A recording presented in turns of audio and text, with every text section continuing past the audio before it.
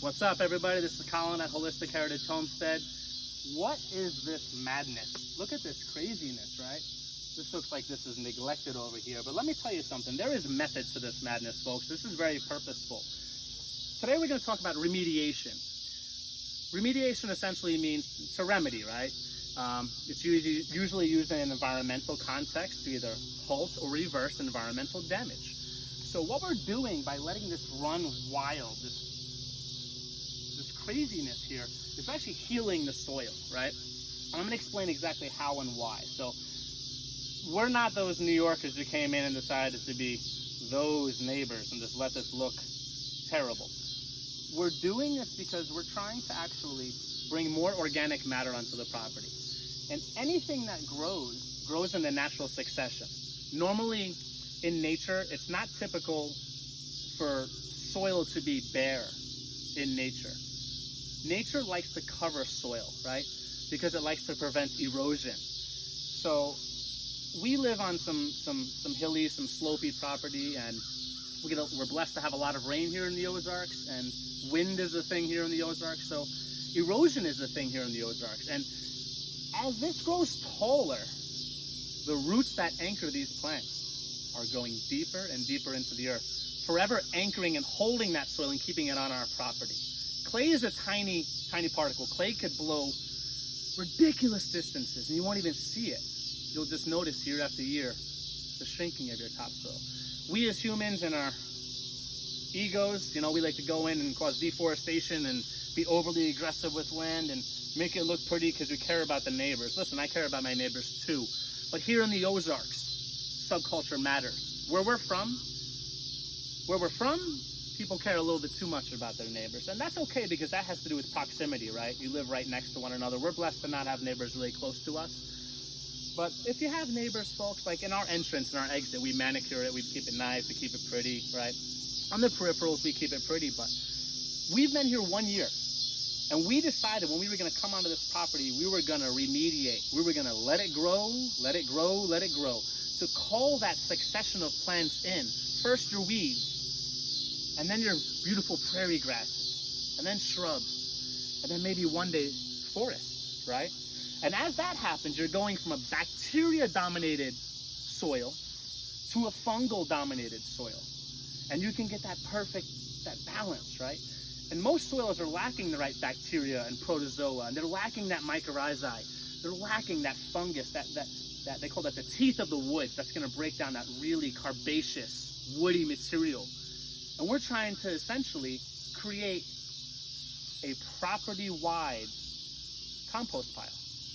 We don't just want to have our separate compost pile and introduce it.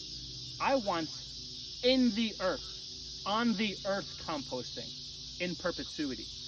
And we're big on heritage here. So this is something that you can do for yourselves, for your children, for your family, to pass on a property that is healthier than when you first got it.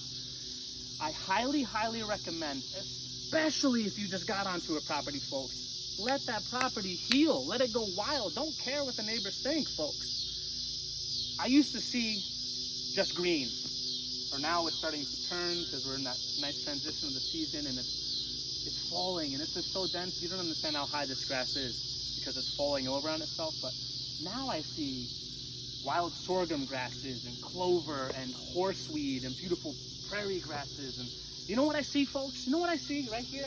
Boom. I see food. I see food for my chickens. We try to free range our chickens as much as possible. I see food for our kuni pigs who they can pasture. They could eat a lot of their diet just on the pasture itself, right? And furthermore, I'm trying to learn more about this, and perhaps you folks can point me in the direction of some good resources or experts to study. Foraging. We have found, since we've let this grow, so many medicinal plants, so much food just hidden, where if we came over and mowed this down, we wouldn't even know it's there. We wouldn't be able to isolate and cultivate that, seed select from that, or take advantage of that. I also see great bedding. Now, this is some good nitrogen. This and the more carbaceous material will be some really good carbon to your composting. We're fans of the deep litter and deep bedding method. that produces the heat for our chicken coop over these harsh winters, right? So you're saving money. You're raising your organic matter, and you're mining nutrients and minerals out of the earth, because it's always going to go down. Water is going to push everything down, always. Our job is to bring it back up, right? We are quite literally raising the level of the topsoil to what it used to be decades ago. Terrible. It's heartbreaking what's happened to the Midwest and across this country and across the world, to the depth and the level of topsoil. We're destroying it. Instead of working with nature, we're working against nature, right? So if I were to come in and cut this down, when I trim that top, the roots self-prune. So as those roots start to break away and feed themselves with the soil, now I'm bringing in more earthworms, which are going to tunnel and put oxygen into the soil. And beyond the natural succession of plants, there's a natural succession of wildlife. So we are so blessed with so much wildlife on our property. It's great to sit back and just watch it all, right? But we have seen tenfold an increase in the amount of wildlife on our property. Rabbits, wild turkey, lots of deer, everything you could imagine. And from a preparedness mindset, from a preparedness perspective, we really like the idea that we're getting more turkey and rabbits and deer on our property. We call that protein. All right? So at first, you got to be patient, folks, because you're going to say, oh, no, there's more ticks right now, and there's more bugs, and there could be more snakes in there. And that's true, but nature, just like the weeds, going to prairie grasses, going to shrubs, and eventually forests, nature will fix that. The ticks come in, the birds will come in. They'll leave some nitrogen love to your soil, right? As that happens, you're creating a nice place for the rabbits to hide, for the mice to come in, and then guess what? The hawks, which we don't have enough predator pressure from hawks, which I'll talk about how to keep your chickens safe and your animals safe from predator pressure in another video. Those beautiful hawks, those eagles, those birds of prey are going to come in. And snakes. Most snakes are our friends. We haven't seen any rats here in the Ozarks, but there are a lot of little field mice, and they don't really bother us, but they could be a pest, if you will. Some people think that. Those are going to actually just essentially go away in time, because you're bringing the balance back to nature that already was there before we came here, okay? So when you look at it that way and you see that these weeds are our friends, and everyone likes to talk about biodynamic accumulators, that's fancy phraseology for every plant is particularly adept at mining or eating or drinking and pulling certain nutrients out of the ground. Certain minerals. One plant might be good at pulling phosphorus or magnesium, and one might be good at releasing more exudates. Because what I see solar panels. We're always thinking about the ground up, but also it's about the above into the ground. Everything that creates photosynthesis is taking all that energy from the sun and releasing exudates and sugars to feed its neighboring plants, to communicate with its neighboring plants, to release auxins and plant hormones, right? It's really incredible, plants, how they work and how they communicate. And they're releasing food to the nitrogen-fixing bacteria and the regular bacteria and the protozoa, so that the protozoa can take all this organic matter that we're accumulating and make it bioavailable for them. So again, stop caring what people think. Do what you got to do for your property. Do what you've got to do in today's day and age to be different, be better, right? I recommend going at least 1 year to go through the full life cycle, the frost, right? Let these beautiful, beautiful plants flower. When they flower, they're helping our pollinator friends. And if you're into gardening, you know how important pollinators are. Bees, we're having a problem with bees in the world right now. Help the bees. Let these beautiful things flower. Weeds can produce beautiful flowers. Black-eyed Susans. I mean, there's so many gorgeous flowers on the property at certain times of the year.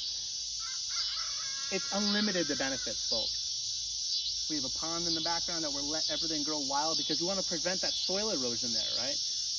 Aquatic plants that oxygenate the water will migrate in. We live near a lake. It's going to happen naturally, okay? Or I could plant them there and have them there forever. So let it grow, let it grow, let it grow. Work with nature, not against it. But last but not least is you got to think about safety. So if you have small kids, you have high grasses, you're letting this stuff grow wild. Snakes are a thing. Most are harmless, especially around here, but learn your native species. Learn what snakes are in your area that could be dangerous. Ask the locals. They've got nothing but stories. They will tell you. Do your own research. It's very important.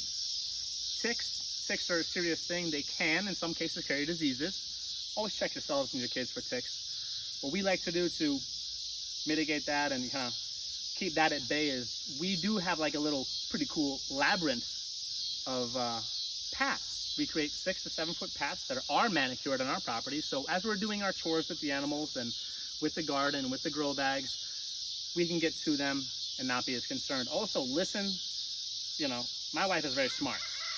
She makes me wear clothes that actually work. I'd be out here in shorts and a t-shirt. Well, it's for me.